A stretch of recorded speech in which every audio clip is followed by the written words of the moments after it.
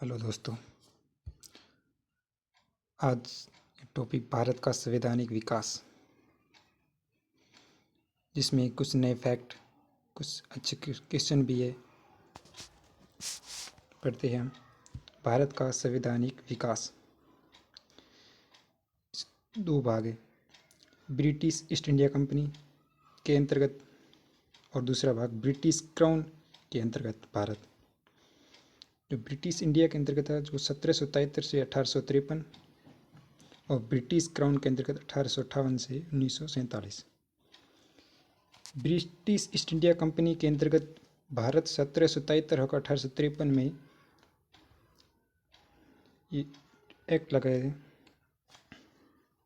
Regulating act, east India act 1784, charter act 1793, charter act 1813, charter act 1833, charter act 1853।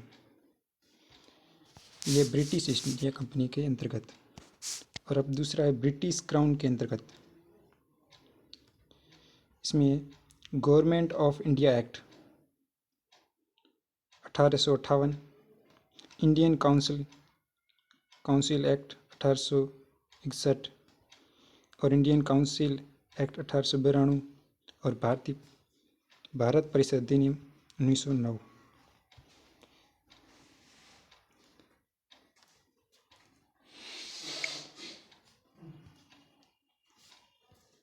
Sorry,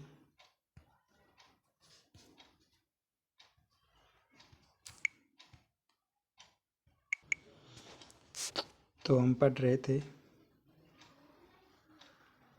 Bharat सरकार अधिनियम और भारत सरकार अधिनियम 1919 और 1935। ये 35 है। अगस्त प्रस्ताव 1940 और क्रीप्स प्रस्ताव 1942 और कैबिनेट मिशन 1946 और माउंटबेटन योजना 1947। ये थे ब्रिटिश क्राउन के अंतर्गत जो एक्ट लगाए थे, वही एक्ट है 1858 से 1947 तक। आगे बढ़ते चलते अगले पेज में। परीक्षा की दृष्टि से, परीक्षा की दृष्टि, भारत में ईस्ट इंडिया कंपनी की स्थापना 1600 ईस्वी की चार्टर एक्ट के तहत हुई थी। महारानी एलिजाबेथ ने ईस्ट इंडिया कंपनी की स्थापना कर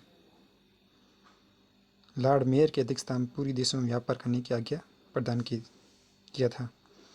ईस्ट इंडिया कंपनी ने भारत में अपना कार्य सूरत से प्रारंभ किया। मोस्ट इम्पोर्टेंट है चार्टर एक्ट 1600 के तहत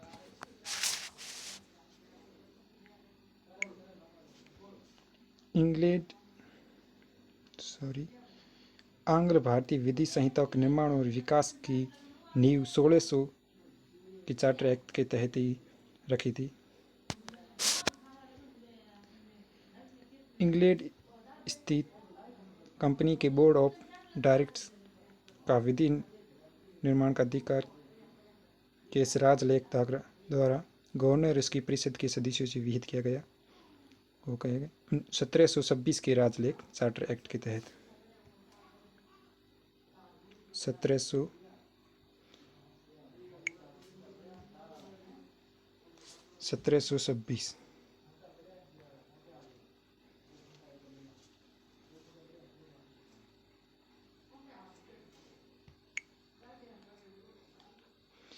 किस अधिनियम द्वारा कंपनी में गवर्नर जनरल का पद सृजित किया गया?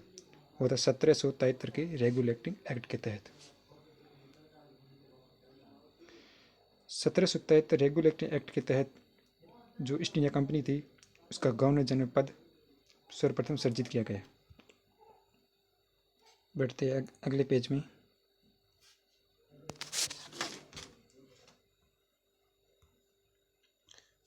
ये भी मोस्ट इम्पोर्टेंट है,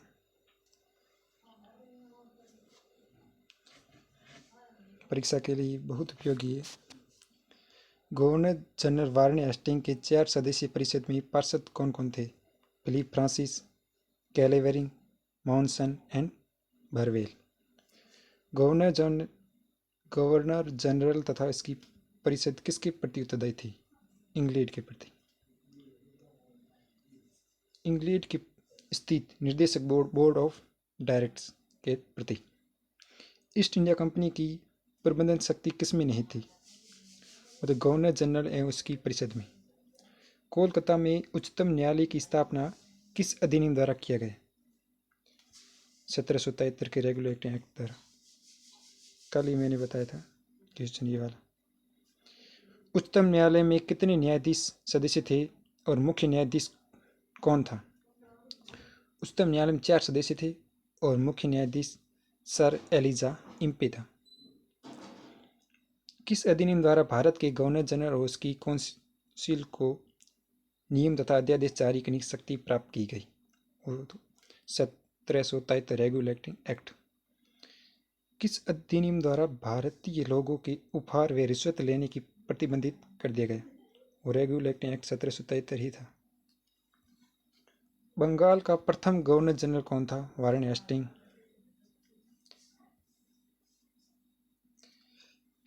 बंगाल का प्रथम गवर्नर जनरल वारेन हेस्टिंग ही था। रेगुलेटिंग एक्ट 1773 के तहत कोलकाता में उच्चतम न्यायालय की स्थापना 1784 में की गई। ईस्ट इंडिया कंपनी पर संसदीय नियंत्रण का प्रथम प्रयास रेगुलेटरी 1773 द्वारा किया गया। 1765 ईस्वी को एंग्लो इंडियन इतिहास का युग परिवर्तक काल किसने कहा था? यह कहा था इल्बर्ट ने। किस अधिनियम द्वारा भारतीय लोगों से उपहार व रिश्वत लेने की को प्रतिबंधित कर दिया गया? वही था 1773 रेगुलेटरी एक्ट। बैठते हैं अगले क्वेश्चन में। ये भी बहुत अच्छा फैक्ट है। रेगुलेटिंग एक्ट में व्याप्त दोषों को दूर अंडरलाइन कर लेते। रेगुलेटिंग एक्ट से व्याप्त दोषों को दूर करने के उद्देश्य से सर्वप्रथम 1784 में इंडाज अधिनियम और पुनः 6 नवंबर 1783 में फॉक्स का भारतीय विधेयक लाया गया, किंतु उपयुक्त दोनों ही विधेयक पारित नहीं हो सके। फॉक्स द्वारा प्रस्तुत विधेयक के हाउस ऑफ लॉर्ड्स में पारित न होने कारण लॉर्ड नॉर्थ एवं फॉक्स की गठबंधन सरकार त्याग पत्र देना पड़ा। ज्ञात है कि किसी भारतीय विषय पर एक अंग्रेजी सरकार के पतन का यह प्रथम और अंतिम दृष्टांत है। तदुपरांत पिट्स इंडिया एक्ट 1784 लाया गया। इसके तहत फिर बाद में 1784 पिट्स इंडिया एक्ट लाया गया था। अगले दूसरे पेज में चलते। ये भी बहुत अच्छा फैक्ट है। किस एक्ट के द्वारा सर्वोच्च न्यायालय की अधिकारिता से गवर्नर जनरल इन काउंसिल को मुक्त कर दिया? सन 1781 के सेटलमेंट एक्ट द्वारा। सर्वोच्च न्यायालय की राजस्व अधिकारी को किस एक्ट द्वारा समाप्त किया गया? 1781 के सेटलमेंट एक्ट द्वारा। सर्वप्रथम किस गवर्नर जनरल को तथा किस अधिनियम द्वारा गवर्नर जनरल और मुख्य सेनापति दोनों की शक्तियां प्रदान की गई? वो था लॉर्ड कॉर्नवालिस जो 1786 के एक्ट द्वारा।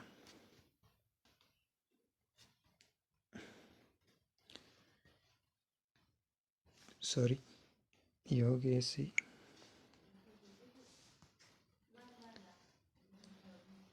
अधिनियम द्वारा कंपनी के व्यापारिक कार्यों को एक दूसरे से पृथक कर दिया।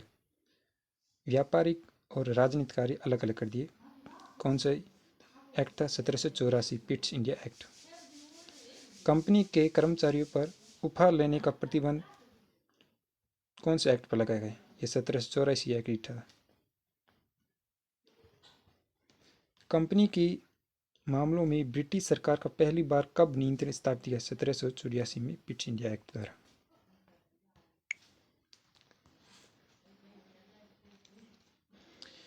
पिट्स इंडिया एक्ट के तहत निर्मित बोर्ड ऑफ कंट्रोल का अध्यक्ष कौन था? ब्रिटिश मंत्रिमंडल का एक सदस्य था। किस एक्ट द्वारा गवर्नर जनरल को अपनी परिषद के निर्णयों को अस्वीकृत करने की शक्ति पुनः दे दी गई और इसे आगे आने वाले गवर्नरों के लिए भी विस्तृत किया गया? ये चार्टर एक्ट 1793।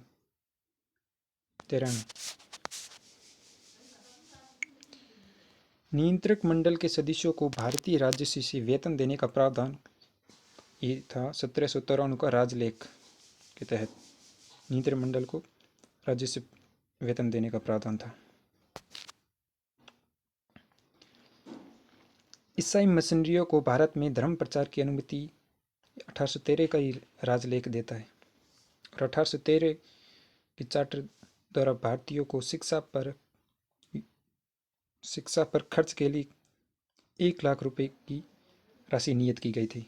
कौन सा एक्ट था? 1813 के तहत। भारत में आकर बसने तथा व्यापार करने के लिए आने वाले अंग्रेजों को लाइसेंस देना किस चार्टर एक्ट द्वारा अनिवार्य की गई? मोस्ट इंपोर्टेंट क्वेश्चन है 1813 के चार्टर एक्ट अधिनियम द्वारा। सॉरी, स्क्रॉल हो गया इसे।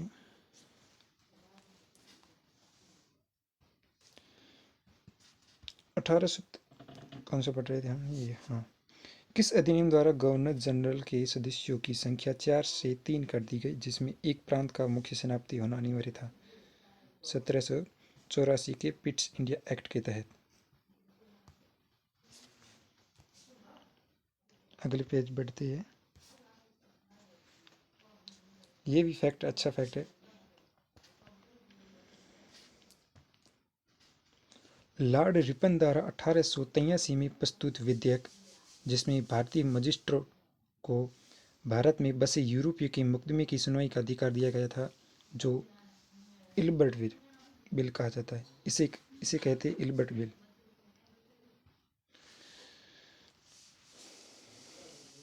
भारत परिषद अधिनियम 1861 द्वारा वायसराय कुशलता से कार्य संपादन हेतु नियम बनाने की शक्ति दी गई और वायसराय लॉर्ड कैनिंग ने विभिन्न विभाग भिन्न भिन्न सदस्यों को दिए जो उसके प्रशासन के लिए उत्तरदायी थे। इस प्रकार भारत में मंत्रिमंडल व्यवस्था शुरुआत हुई। मंत्रिमंडल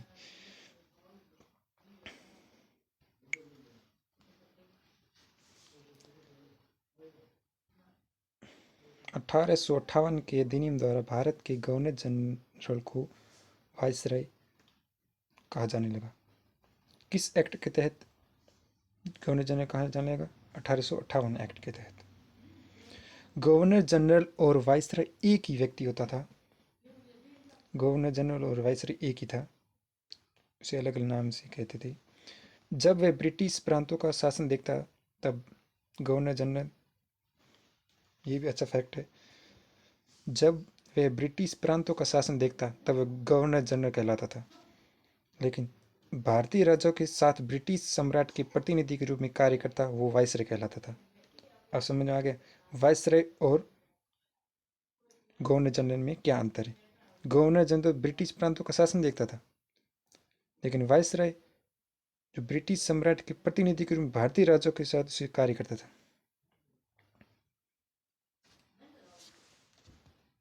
ओके, अगले पेज बढ़ते हैं।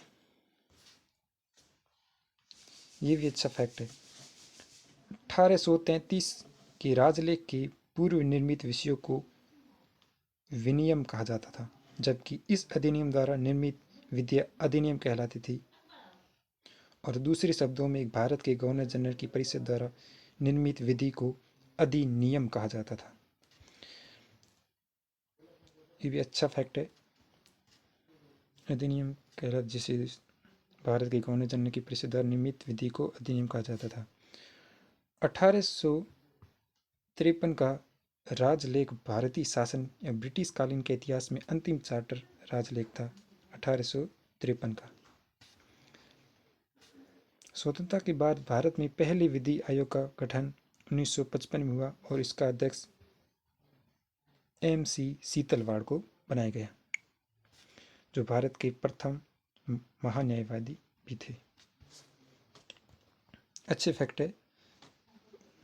परीक्षा के लिए बहुत उपयोगी है। मुख्य सेनापति का गवर्नर जनरल की परिषद का स्वतः ही सदस्य होने का अधिकार ये कब समाप्त हो गए? ये समाप्त हो गए थे 1793 के चार्टर एक्ट के तहत।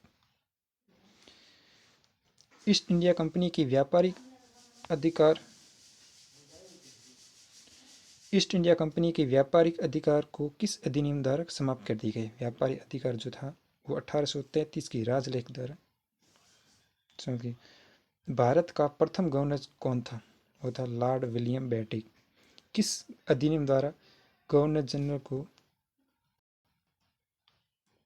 किस अधिनियम द्वारा गवर्नर जनरल की परिषद में विधि सदस्य की नियुक्ति का प्रावधान किया गया? सर्वप्रथम विधि सदस्य की नियुक्ति 1833 के चार्टर एक्ट के तहत हुआ था। अंग्रेजों को किस अधिनियम के तहत बिना लाइसेंस भारत आने जाने, बसने तथा व्यापार करने की स्वतंत्रता? ये एक्ट था 1833 एक्ट के तहत। सर्वप्रथम भारत में शासन के केंद्रीकरण का प्रयास वो 1833 की राजलेख में भी होता है। दास प्रथा को गैर कानूनी भी 1833 का चार्टर घोषित करता है। 1843 के नियम 5 से इस रोक लगा दी गई। अब ये दास प्रथा पर रोक लगा दी 1833 का चार्टर एक्ट के अधिनियम के तहत। ये भी अच्छा फैक्ट है। लॉर्ड मैकाले की अध्यक्षता में प्रथम विधि आयोग का गठन किस अधिनियम के तहत किया गया? वो था चार्टर एक्ट अधिनियम 1833 के तहत। सती प्रथा का अंत किस गवर्नर जनरल के द्वारा किया गया? वो था विलियम बेंटिक। 1829 में 17वें नियम के माध्यम से मोस्ट इम्पोर्टेंट क्वेश्चन है सती प्रथा का अंत किस एक्ट के तहत किया गया? ये होता 1829 में किसने किया? विलियम बेंटिक द्वारा, गवर्नर जनरल था वहाँ का।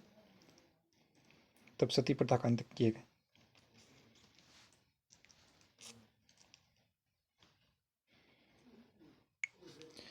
किस अधिनियम द्वारा भारत के लिए 12 सदस्यीय विधान परिषद की स्थापना करते हुए कार्यपालिका एवं विधायी कृतियों को पृथक कर दिया गया? वो था 1853 के चार्टर अधिनियम द्वारा।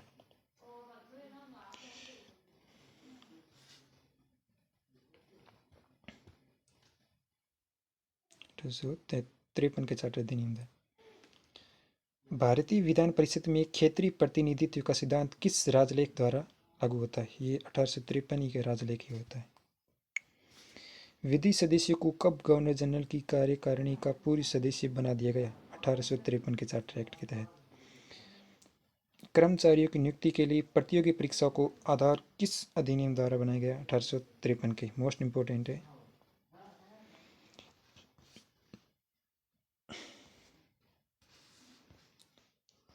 आज का लास्ट ही पेज है।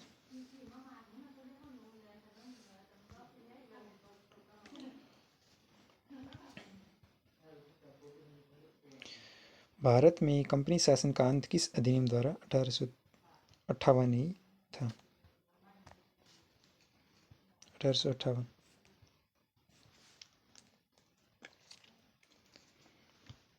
भारत में 1858 में कंपनी शासन के अंत के पश्चात शासन संचालन की शक्ति किस में निहित की गई? वो तो भारत का मंत्री और भारत सचिव और 15 सदस्य भारत परिषद में। भारत परिषद के सदस्यों 15 की नियुक्ति कौन करता था? जो 15 सदस्य थे भारत परिषद, उसकी नियुक्ति कौन करता था? ये क्वेश्चन है। इसमें 8 सदस्य सम्राट तथा 7 बोर्ड ऑफ डायरेक्टर द्वारा नियुक्ति होता था। तो अलग अलग direct board of director, board of control, board of अलग अलग थे। Board of directs, board of control के अलग अलग ऐसे ही बोर्ड बनी हुई थी। जो 7 बोर्ड थे वो 7 मिलकर नियुक्त करते थे। 7 और 8 सदस्य सम्राट था। 8 और 7 15 ये मिलकर भारत परिषद की सदस्यों की नियुक्ति करते हैं। भारतीय मामलों पर किस अधिनियम द्वारा सीधे ब्रिटिश शासन और नियंत्रण स्थापित हो गया? वो था 1858 की अधिनियम द्वारा। पिट्स इंडिया एक्ट 1784 द्वारा स्थापित बोर्ड ऑफ डायरेक्टर्स तथा बोर्ड ऑफ कंट्रोल की किस अधिनियम द्वारा समाप्त किया गया था? अधिनियम था 1858 के अधिनियम द्वारा।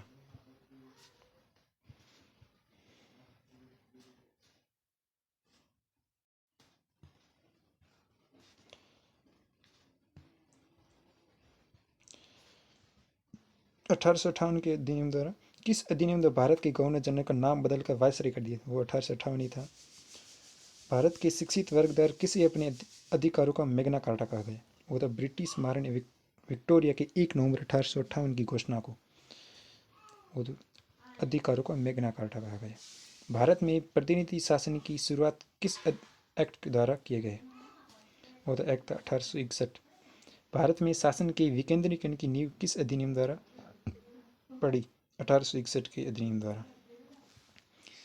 भारत के गवर्नर जनरल को अध्यादेश जारी करने की शक्ति किस अधिनियम तहत दिया गया? भारतीय परिषद अधिनियम 1861 के तहत। भारत में विभागीय प्रणाली की शुरुआत किसने की? लॉर्ड कैनिंग ने। भारत में मंत्रिमंडलीय व्यवस्था के जन्मदाता कौन थे? Viceroy Lord Canning. भारत में आंशिक रूप से सर्वप्रथम संसदीय व्यवस्था का प्रारंभ वो भी 1892 का एक्ट था। किस अधिनियम के तहत ब्रिटिश बजट पर बहस का अधिकार था? वो तो भारतीय परिषद अधिनियम 1892 के तहत। भारत में प्रतिनिधि सरकार की नींव किस अधिनियम द्वारा पड़ी? भारतीय परिषद अधिनियम 1892 द्वारा। पहली बार मुस्लिम समुदाय के लिए पृथक प्रतिनिधित्व का बंद कब किया गया? वो तो मार्ले मिंटो सुधार अधिनियम 1909 द्वारा। मार्ले मिंटो सुधार 1909 किसकी रिपोर्ट पारित किया गया? वो था सर एरुंडेल समिति।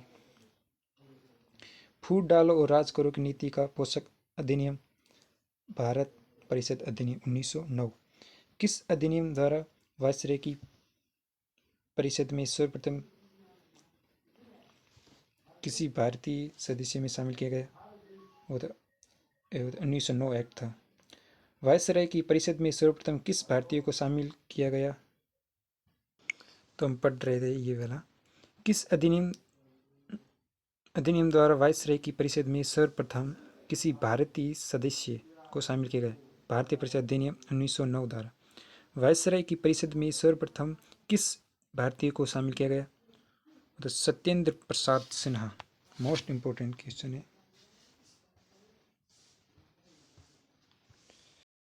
सॉरी भाई।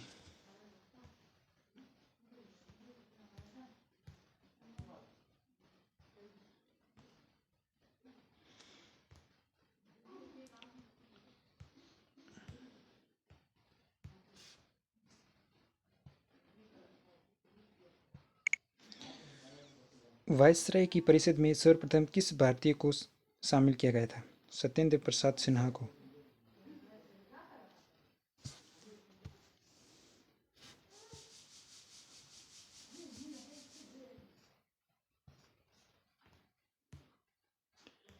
ये पेज हो गया अब। हाँ, पूरे हो गया। हेलो दोस्तों, हमारी इस channel my YouTube channel JK online study को लाइक शेयर एंड सब्सक्राइब ज़रूर करें। ऐसे ही फैक्ट और उपयोगी क्वेश्चन पाने के लिए हमारे चैनल को ज़रूर देखें। Please like and subscribe. मिलते हैं अगले वीडियो में, तब तक के लिए थैंक्स।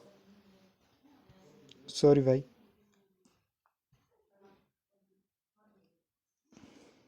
वीडियो बहुत लंबा हो गया है, ज़रूर देखें। मिलते हैं अगले वीडियो में, तब तक के लिए थैंक यू।